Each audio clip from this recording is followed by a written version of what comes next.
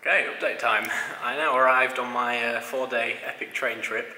The train was to Aktau, which is further north than here. This is the port, which is Kirk, I think is how you say it. I got really lucky with the boat times. There just happened to be a boat that was coming into port as the train arrived. I rang the harbour, and he was like, if you can get to the port within 2 hours, I can try and get you on this boat. So I raced in this taxi, like racing through the desert. We were going so fast. And then I've made it here, and now I'm actually a little bit early. So I'm taking the time to get everything charged up, because I'm going to be boarding the ferry and heading across to Azerbaijan in maybe an hour, or a couple of hours hopefully. So yeah, everything seems to be going a little bit too well.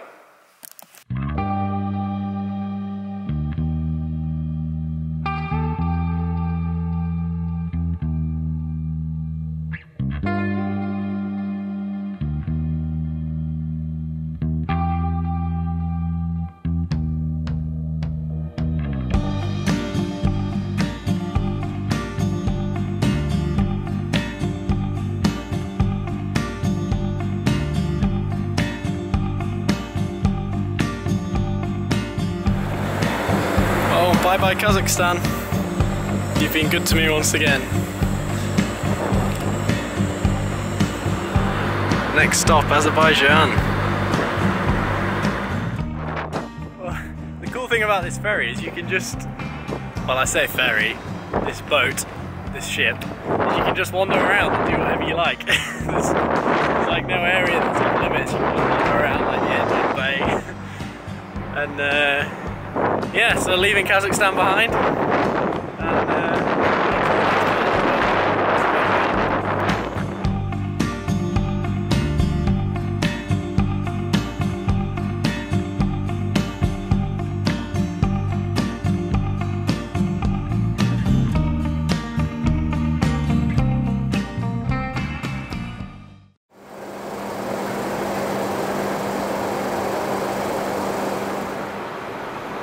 well, it's 11 o'clock at night, but welcome to Azerbaijan, first time for me.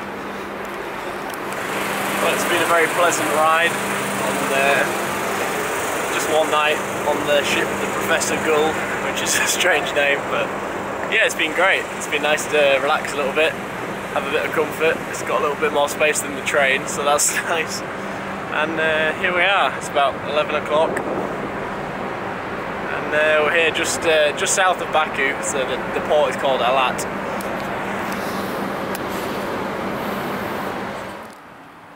Well, Azerbaijan is certainly something.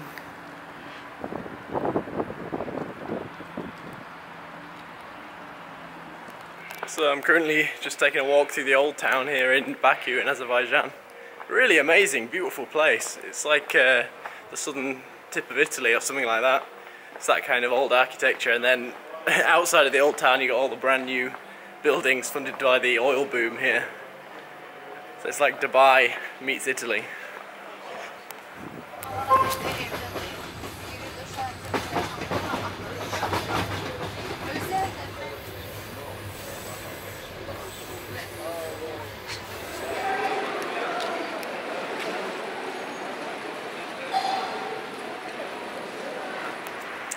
But I've left Azerbaijan now. I took the night sleeper train, only about 12 hours, which was really interesting actually, because for those that watched my last video when I was crossing Kazakhstan in the old Soviet era train wagons, the sleeper cars, this was the like the slightly modern version of those. Maybe they were made 10 years later or something. Same design, same layout, but like there's no more wooden window frames, everything's metal, the beds are metal, the toilet's a bit more modern.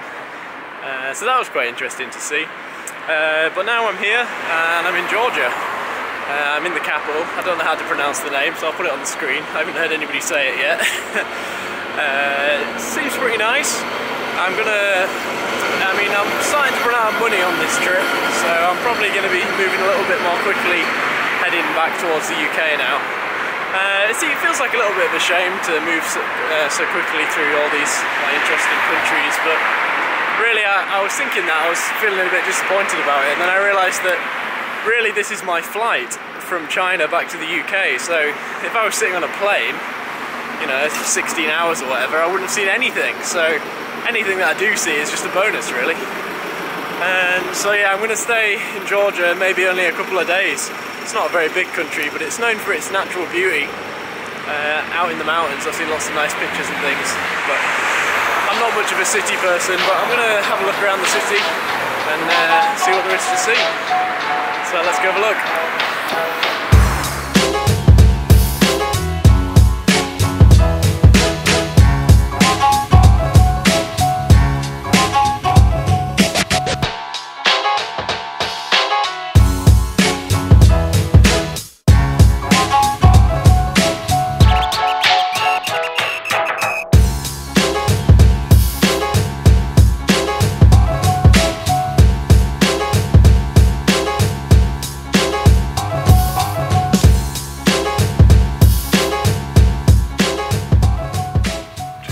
From Georgia to Turkey, and probably won't be in Turkey too long. I'm heading straight to Istanbul.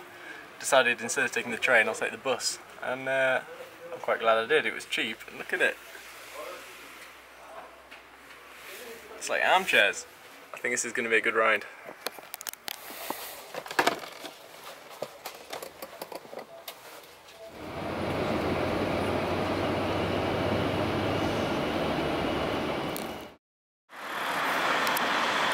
Alright, I've arrived at the big bus terminal in Istanbul, but more importantly, after crossing the river in the centre of Istanbul, I'm back in Europe!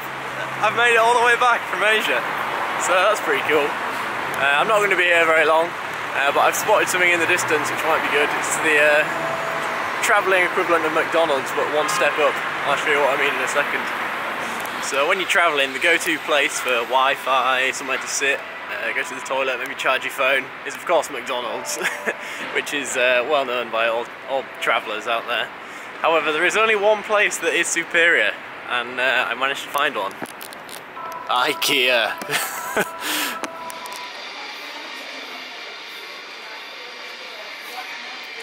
As you can see, I'm having a very authentic cultural experience here in Istanbul, walking through a Scandinavian furniture shop.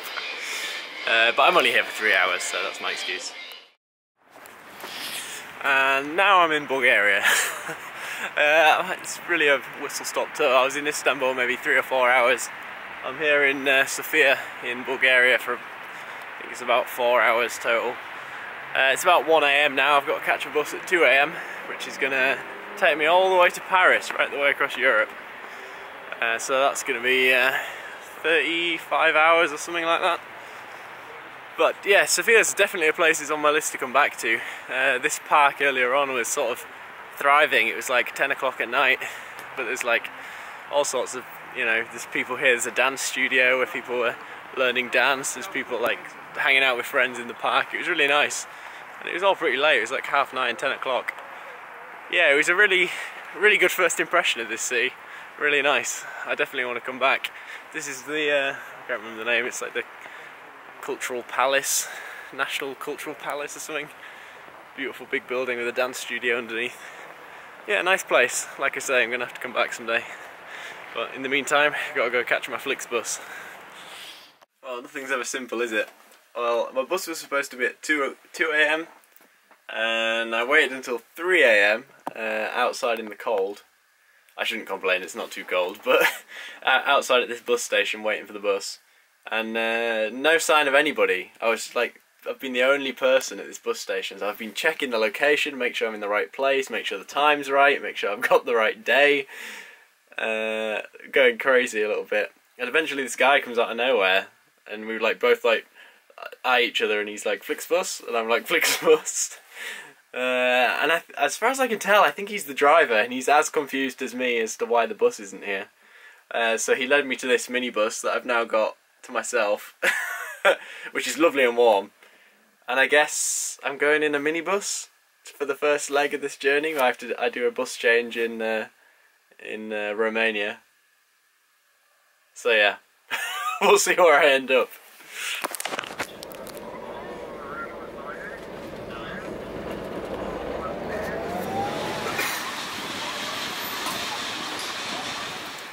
Well, I'm back in France. I'm back in Paris to be more precise, and of all the things to do, while back in Paris waiting for the last bus and ferry back to the UK, I went and had a Chinese meal. So I cycled from France to China and then came all the way back with the buses and trains just to have a Chinese meal in Paris. So I may as well have not bothered, I could have just stayed here. But yeah, just one last bus and the ferry across the channel and then another bus back home, and I'm nearly done with this trip.